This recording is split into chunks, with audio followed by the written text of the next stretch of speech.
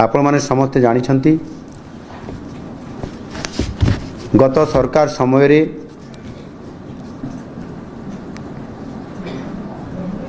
5T नारे एवं उच्च विद्यालय गुड़िकर रूपांतरण करा जिबा नारे अनेक स्कूल को स्मार्ट स्कूल करा जाइथिला एवं से स्मार्ट स्कूल गुड़िकर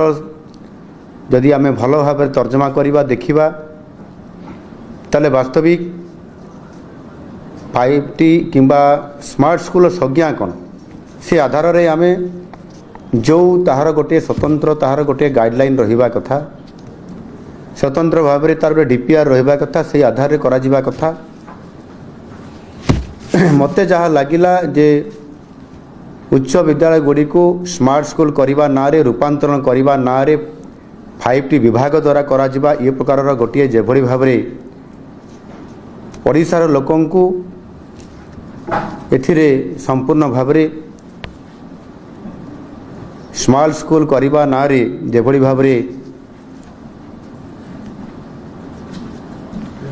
बिना योजना रे बिना एस्टिमेट रे एवं DPR न थाई करी ये कार्यक्रम करवा ओडिशा रो लोक मान को गोटे धक्का देवा सदृश होइछि।